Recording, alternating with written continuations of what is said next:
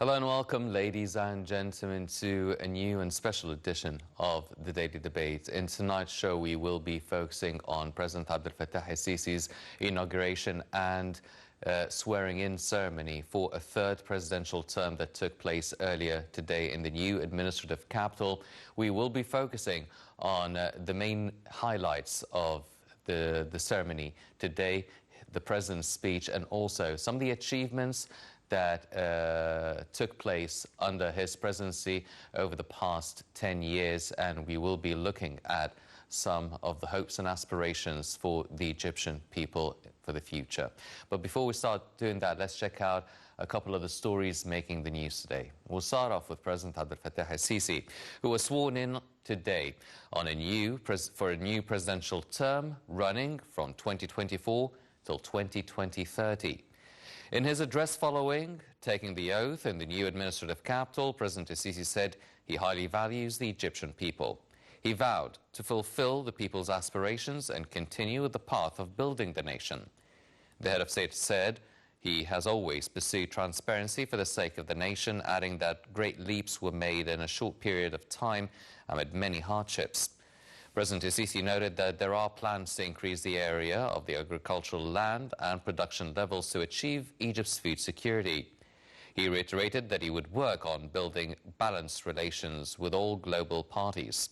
He stressed that protecting Egypt's regional security is a priority before the current challenges, which he said draw attention that there is a time race.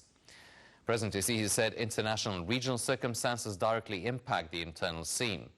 He said the state is working on boosting the political cooperation and solidifying Egypt's economic potential.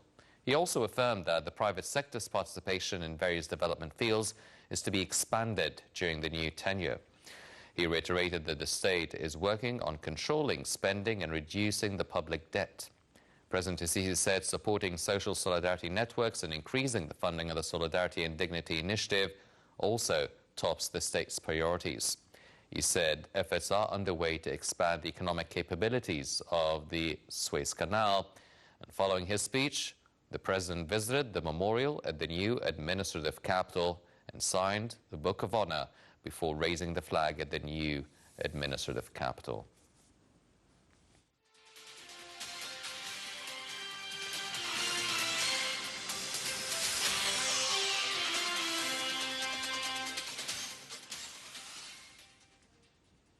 And the Parliament held a special session for the swearing-in ceremony of President el-Sisi for a new presidential term. Inaugurating the session, Parliament Speaker Councillor Hanafi Gebeli said a new page is being written in the history of Egypt. He said President el-Sisi has sought to support the rights of women and youth. Gebeli promised President el-Sisi and the people of Egypt to continue on with the path of development. The president took an oath for a new presidential term from 2024 till 2030. Following the oath, the president delivered a speech which dealt with the challenges the state faced in the past few years. Later, President Sisi visited the Martyrs Memorial at the new administrative capital.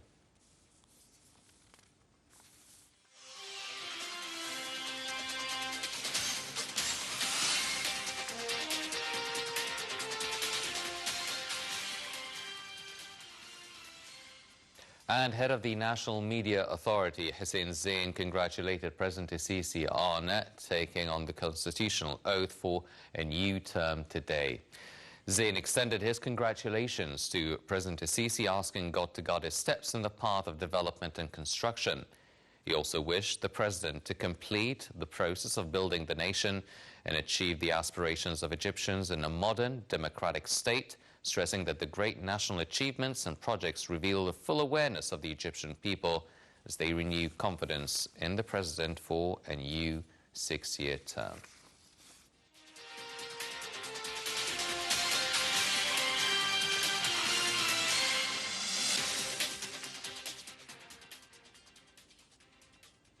These were some of the stories making the news today, but now turning our attention for tonight's discussion. Let's check out this report regarding the president initiating his official duties after being sworn in for a third 6-year presidential term. Let's check out this report and we'll be right back.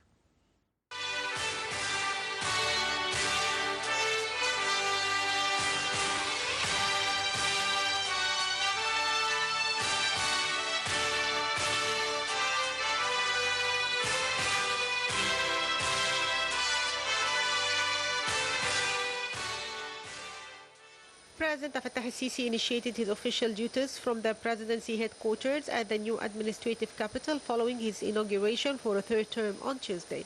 The president's inauguration ceremony kicked off the opening of the first phase of the new administrative capital. The swearing-in session was attended by around 1,000 guests who were invited to the ceremony, including foreign ambassadors, diplomatic and political figures, cabinet ministers, several heads of political parties, religious leaders, and 300 members of the Senate. President Sisi delivered a speech after he took the constitutional oath. The president was re-elected in December 2023 with over 39.7 million voters, or 89.6% of eligible votes cast. According to the National Elections Authority, 44.7 million people cast their ballots in the election with a turnout rate of 66.8%. Following President Sisi's victory in the 2024 presidential elections, Egypt's constitution lays out the procedures for the president-elect to be sworn in and assume office. The Egyptian constitution, established in 2014 with amendments in 2019, delineates procedures concerning the presidency. In Articles 139, 162, Article 140 stipulates a 6-year presidential term commencing the day after the predecessor's term concludes. The election process must begin at least 120 days before the current president's term ends, and results must be announced at least 30 days before the deadline. Regarding the oath, Article 144 mandates the president-elect to pledge allegiance to the Republic, uphold the Constitution and laws, and safeguard the people's interests, independence, and national unity. This oath is taken before the General Assembly to the Supreme Constitutional Court in the absence of Parliament. Article 146 addresses the appointment of the Prime Minister by the newly elected President. If the proposed government fails to garner parliamentary confidence within 30 days, the President nominates a candidate from the majority party or coalition in Parliament. In the broader context, Article 150 emphasizes the President's role in formulating the state's general policy, overseeing its execution, and presenting this policy to the Parliament annually. The country's constitution was amended in 2019 to extend the presidential term to 6 years from 4, which allowed the president to run for a final term in 2030.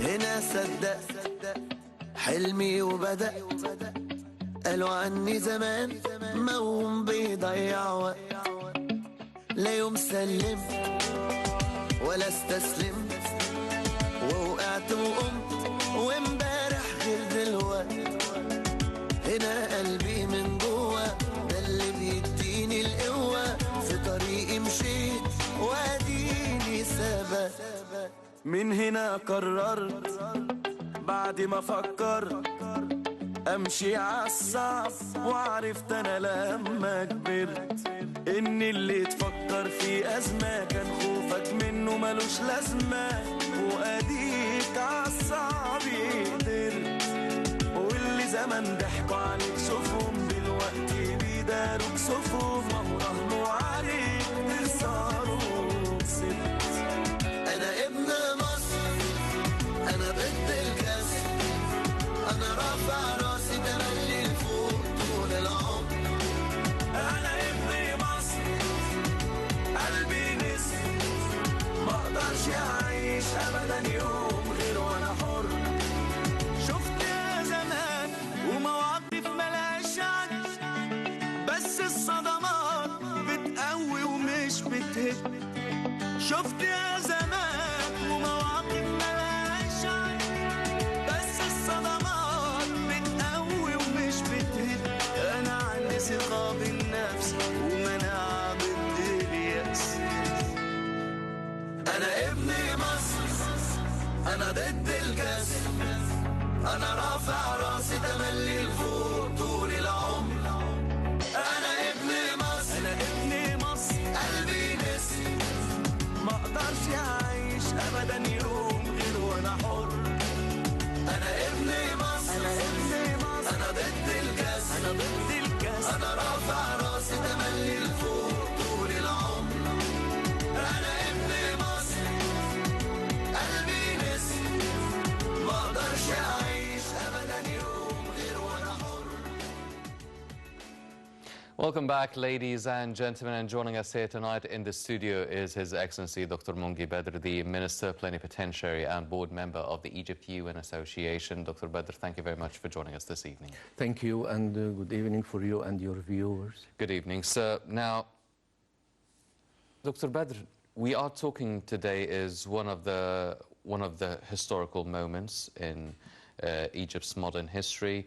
Now, last December, President Sisi won the elections by an 89.9% almost. Yes. Against three other candidates.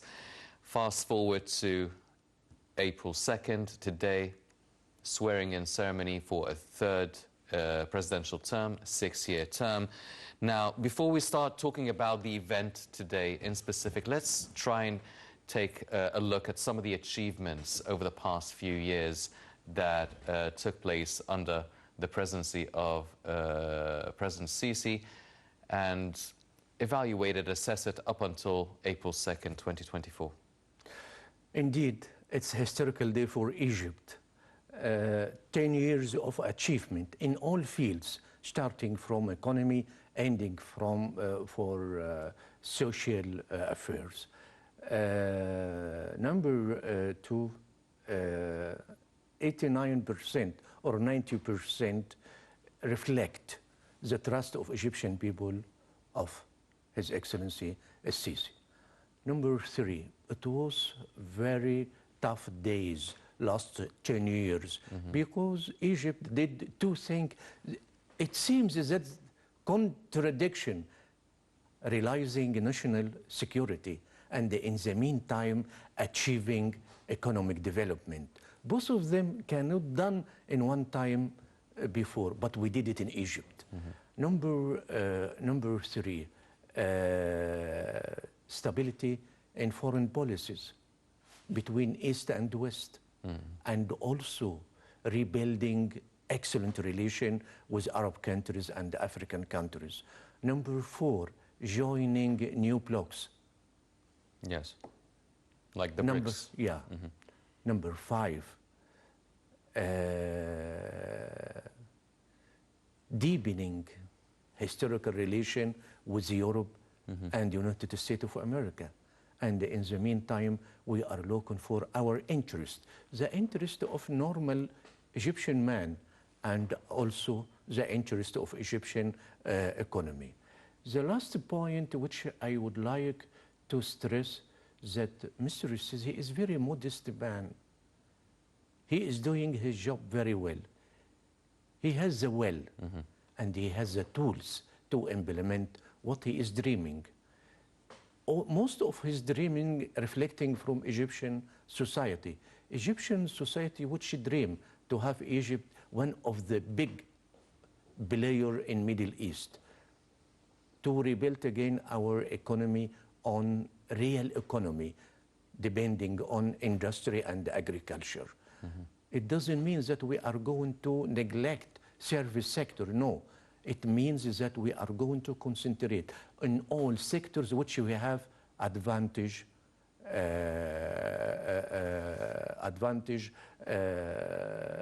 in economy. The last point which I would like to say is that this day, this historical day, His Excellency, Mr. President, he did 4 new things, doesn't happen before, since more than 1,000 years. Number one, new place. Yes, the new administrative. Number two, new building for parliament. Number three, a new presidential term. New presidential term. Number five, Mr. President, he did something which not happened before. Started his speech with reciting from Holy Quran, and ending his speech also with reciting from Holy Quran. This it means it's a message to Egyptian side that our values, we are very keen about this, and in the meantime we would like to compete with others to have modern Egypt. This, it's not contradictions, dreams. No, we should use our values to develop our country. Well, Dr. Badr, you've alluded to the actual swearing in and inauguration ceremony, and it was a magnificent event to be witnessed. Now, following the ceremony, the President gave a long speech, and he spoke about many different points and his main goals and main targets and the main issues on the agenda that he wants to tackle during the upcoming 6 years. So, I mean, there are mainly 7 points, but let's go briefly over each and every one of them. Yeah. The first one was regarding the foreign relations, which is something very timely, especially in a time over the past, I mean, since October 7th, since the conflict in Gaza took place. In that time alone, the President met and made and received so many calls with world leaders on daily, if not hourly basis. So what do you think of the foreign relations, be it concerning the situation in Gaza or away from it, the balance of power, the political weight of Egypt regionally and internationally as well? If you allow to me, I would like to go back to the beginning of His Excellency's speech, reciting the Holy Quran. Maybe it's a new attitude in this channel that I would like to mention that Mr. President start his new term by reciting verse from Holy Quran. I'm going to mention it. Bismillah ar-Rahman ar-Rahim. قل اللهم مالك الملك تؤتي الملك من تشاء وتنزع الملك ممن تشاء وتعز من تشاء وتذل من تشاء بيدك الخير إنك على كل شيء قدير. صدق الله العظيم. This, it's a direct and indirect message to some groups in Egypt and outside Egypt. Going back to your point, Mr. President, he mentioned 7 points. The first point, it was, as you mentioned, the foreign relation or foreign policy. In fact, it's again, it's a balance in our foreign policies between our local and regional and international level. Both of them, we are merging all 3 dimensions before we have any steps in our foreign relation. We should understand our people inside, our abilities, especially in economic side. Number 2, regional dimension.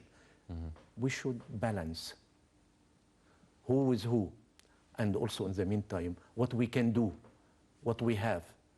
And in the meantime, international dimension, that there is a conflict now between the States and Europe from side, and China and Russia from other side. In this conflict, we should understand very, very well how we can maximize our benefits from this relation, from East and West. The most important point, is it better for Egypt to diversify its foreign policies or foreign relation? Yes, it's very important, because with BRICS, we are going to gain a lot of economic advantage. And also with Europe, we already have an historical agreement.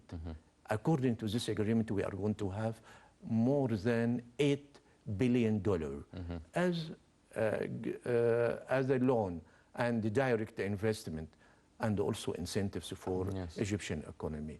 And milestones with African countries as well. Yes. Number 2, also, they facilitate our mission with IMF.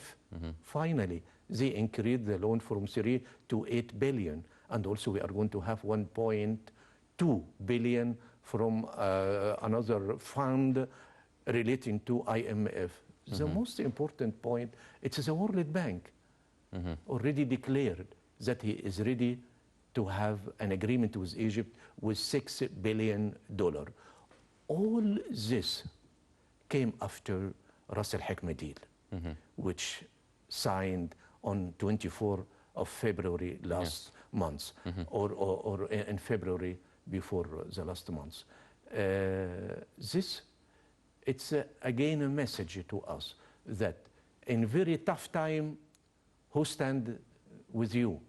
It's your brother from Arab countries. So the most important point, would you think that another investment or huge investment is coming in future? Yes, I can say yes, it's a huge investment coming from some Arab countries.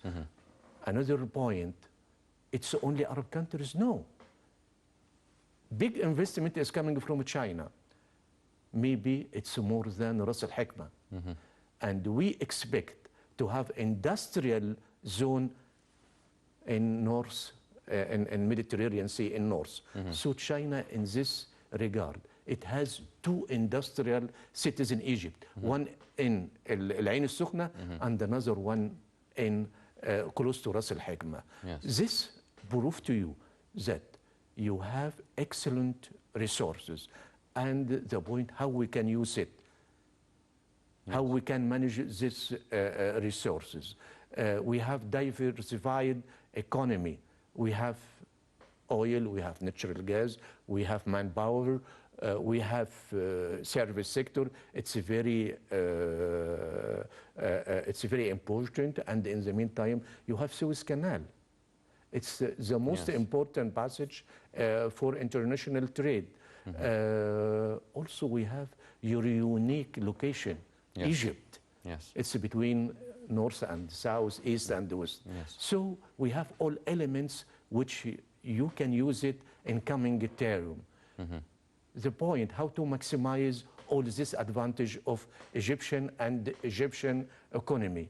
So what we did before, 10 years, we spent more than 10 trillion Egyptian pound in infrastructure.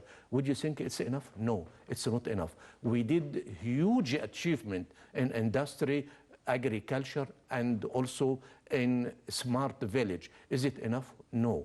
If you would like to compete with others, if you would like to put Egypt in excellent situation between nations, you should exert a lot of more efforts. Even His Excellency, Mr. President, he mentioned this before, that we already finished the first stage and we still have two stages behind.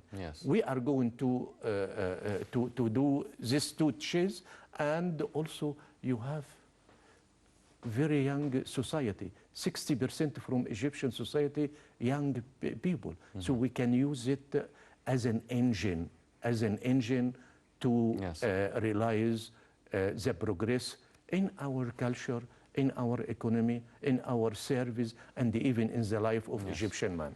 Dr. Badr, now you've mentioned Egypt's foreign affairs file and foreign relations file, and you've alluded to how we would be using it or how to develop it politically and economically as well. You also spoke about the politics internationally, regionally, and domestically. Now, one of the points that the President mentioned was really enhancing and strengthening the national dialogue in Egypt between different parties, different sects of society, really giving voice really to the voiceless or who've been voiceless for decades. Now, how would you assess the national dialogue over the past few years, and how can it be more constructive, more effective within our society? I agree with you. In fact, we have two national dialogue. The first one was a little bit common between policy, between economy, and many other items. But the second one, it was very informative dialogue, concentrate on economic side and also on short term.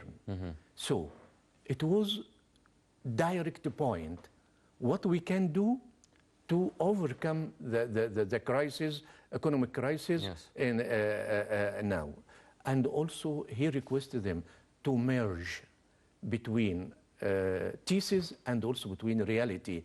I don't need ideas flying in the sky. I need ideas which I can implement on the ground. On reality. This, it was the most important point. Also, a second, what we call a second development in the mechanism of this economic dialogue, to have a committee between our thinkers and also between the ministers. Yes. This committee, they discussing all ideas, what we can do and what we cannot do.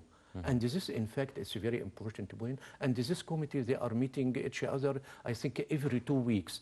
And if Prime Minister has enough time, he attend this committee.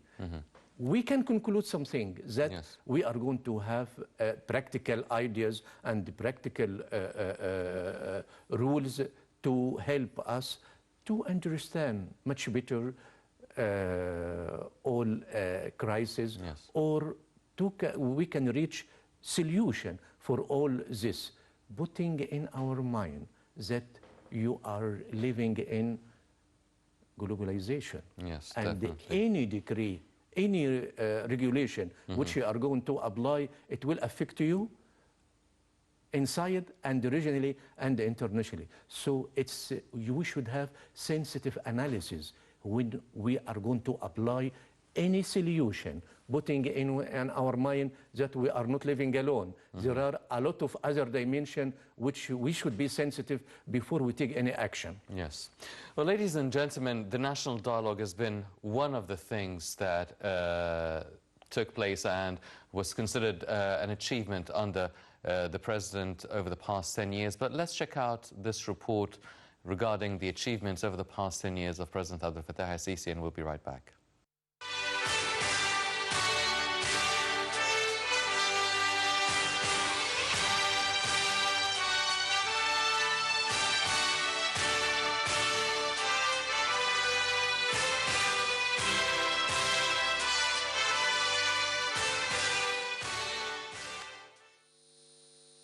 President Abdel Fattah al-Sisi's sweeping victory in the latest presidential elections has come as no surprise to people, as his presidency witnessed many achievements in various domains. Deep under Sisi's election win of a third term as president are achievements he made in the past 10 years in the office, which covered almost all walks of life in Egypt since assuming office on June 8, 2014. Egypt's foreign policy succeeded in achieving a new start on various pivots, topped by obtaining non-permanent seat in the United Nations Security Council, assuming chairmanship of the United Nations Security Council Counter-Terrorism Committee, assuming chairmanship of the Arab Summit, combining membership of the African Peace and Security Council and chairmanship of the Committee of African Heads of State and Government on Climate Change, and assuming chairmanship of the African Union. Egypt showed keenness to establish balanced relations with all countries of the world. Accordingly, President Sisi paid foreign visits and participated in regional and international summits and forums other than his bilateral visits to various world countries, which come for the interest of Egypt politically and economically. In this context, Egypt adopted firm stances, especially towards regional issues in the Middle East. Egypt's affiliation to the African continent comes on top of its foreign policy and constitutes one of the main milestones in the history of Egypt, where since President Sisi assumed office, Egypt has aimed to play an active role in various mechanisms of joint African action through stimulating cooperation between Egypt and African brothers in all fields, the matter which was shown by paying many visits and welcoming the African officials in Egypt. The relation between Egypt and its partners in Asia witnessed great momentum based on the exchange of interests. The Asian Circle came at the concentration of President Sisi's attention when new relations were built with Asian countries that were not visited by any Egyptian president, in addition to the return of suspended visits to major Asian countries. This fact was embodied in the Asian tours paid by President Sisi and his official visits, which aimed to benefit from the experiences and expertise of these countries in the areas of development, education, industry, development of Egyptian economy, and attraction of investments, where they resulted in the signing of several agreements and memoranda of understanding in these areas. The Egyptian-European relations witnessed strong momentum at the bilateral level through President Sisi's visit to Germany, Italy, Britain, France, Russia, Hungary, Portugal, or at the multilateral level, including mechanism of tripartite cooperation with Greece and Cyprus. or development of relations up to the level of partnerships with the countries of the Visegrad through Egypt's first participation in the group summit. The Egyptian-American relations witnessed significant development where the Egyptian-American coordination represents an important part in the strategy of cooperation in issues and files, especially with regard to terrorism. Domestically, developing the health sector has always been a top priority for the state. This has been evident in the rise of public spending on health to £222 billion in fiscal year 2022-2023. Several initiatives have been carried out to care for Egyptians' health and improve quality of their lives, topped with 100 Million Healthy Lives initiative and 100 Healthy Days, which have benefited millions of people all over the country. President Sisi also stressed the importance that Egypt attaches to the issue of food security, and many projects have been implemented in the sector over past years, like New Delta, which aims to reclaim 1 million fadans and provide over 200,000 various job opportunities. Energy has always been a national security issue in Egypt, and over the past 10 years, it has experienced an unprecedented boom thanks to strong support from President Sisi. New service stations have been established and existing ones were developed, and an additional 29,000 megawatts were added to the national grid, bringing the total to 56,000 megawatts. Egypt has signed a number of deals with International Alliance for the production of green hydrogen and its derivatives in the Suez Canal Economic Zone as the country seeks to become a global hub for green hydrogen production, reduce emissions, and develop the use of renewable and alternative energy sources over the coming years.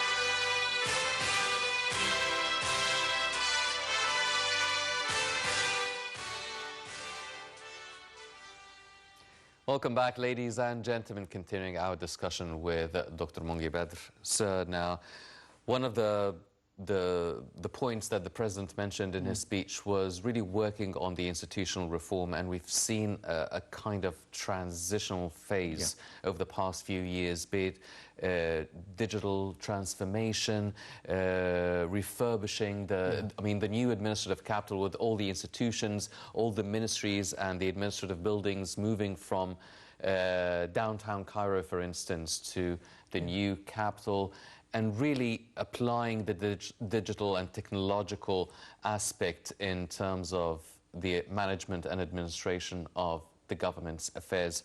How far do you think we need to go further in terms of the institutional reform and transformation? It's very important. You cannot compete without institutional reform. We should. Just number one, because of lack of time, I'm going to mention in few seconds that ensuring the financial discipline and achieving governance, rationalizing public spending, enhancing public revenue, and enhancing public revenue by direct investment. And this investment, it should be by government or Egyptian private sector or international private sector. We would like to achieve sustainable development. And in the meantime, we would like to minimize foreign debt. Yes. As well as transforming Egypt into regional center for transport and transit trade, because we have Suez Canal and our unique location. One, it's very important, it's new energy and renewable energy. Yes, it's definitely. And green hydrogen and green ammonia. In addition, maximizing the role of Suez Canal. It's not a matter of passage of ships, no. It's a matter of using the area behind or beside this passage to use it in economic way. And in the meantime, we have a lot of industrial cities related to Russia, India, China. Many countries, they are investing in economic zone area. Another point was the human resources and working on human resources. Starts off with the education, the health services, empowering women. I mean, the human aspect of our society, I mean, it is our greatest asset the country has, which is the Egyptian citizen. So how far do you still think we need to work on empowering and enhancing the human factor? We need to increase the quality of education. This is very important. Number one, empowering the women. It's very important for Egyptian society because the role of the woman. But I think from my side that women now, they have a lot of Power. of power, and maybe one day, very soon, me or you as a man, we are going to call for to have the same level of advantage. But it's very important for women because every day they are proving that they are very trust and they are very responsible to achieve what they are doing. And I would like to mention you very short story is that for banks, Egypt Bank or Al-Qahira or Al-Ahli or even the bank, Agriculture Bank, they mentioned to me many times, if we give loan to a man, yeah, it's usually he doesn't pay installation in time, but woman, she paid installation on time. So they like to deal with women much better more than men. So in fact, we need to maximize the using of empowering women, especially in small and medium projects. We would like to enrich and to develop this sector. It's very important because of what? Non-official sector in Egypt consists 40% from our national GDP, and we would like to merge this unofficial sector and official sector. In this, we are going to maximize our GDP, and in the meantime, we are going to refresh the Egyptian society. Well, Dr. Mongy Badr, now, he also spoke, the president, about urban development, obviously working on the infrastructure, the new fourth generation smart cities, also speaking about the new agricultural areas, expanding the areas where Egyptians are inhabiting. But because we're running out of time, can you please shed light on what are we really hoping for and aspiring over the coming 6 years from President Sisi, and what are the main challenges that lay ahead?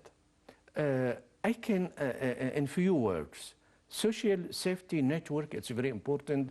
Haya Karima initiative. Yes. Yeah, UN, United Nations, considers one of the best initiatives globally. Yes. This number one. Number two, for urbanization, in fact, developing this slums area, it was very important for us. And it's not, it has no dignity at all for human being. And in fact, we did a lot of effort to develop these areas. And this, it's very important to us. The last point related, what we are thinking, what we are, what our dreams, what we want from His Excellency Mr. President, and also what we need from Egyptian societies. Yes. Because I used to have balance between what I need from government and what I need from social organization. Number one, from Mr. President, my point we need more achievement, we need more development. Egypt should have very strong economy, which doesn't affect with any crisis around you. Yes. You should put this in your mind. This number one. Number two, we need economy which sufficient. Yeah. This it's very important. Number three, we should use our resources, our location, our youth, our natural resources, and also we should use our history and also civilization. How to transfer this history to economic benefits. This it's very important. Yes. How to develop our relation with Europe. Especially, I still insist to request to develop partnership agreement with Europe to include labor, transforming of labor between us and Europe.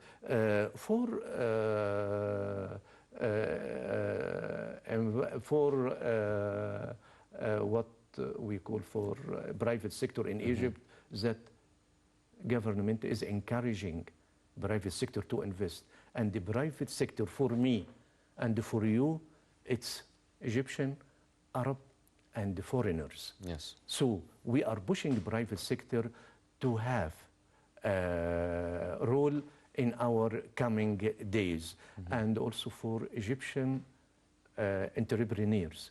Yes. You should be aware about future. If you didn't take your decision very fast, somebody else will take it. And don't come to blame me later. Yes. That we give a chance to foreigners, not for Egyptian. No, we would like to refresh our society, even classic private sector or new private sector, which I use to request that we need to have a training for youth to be as entrepreneurs.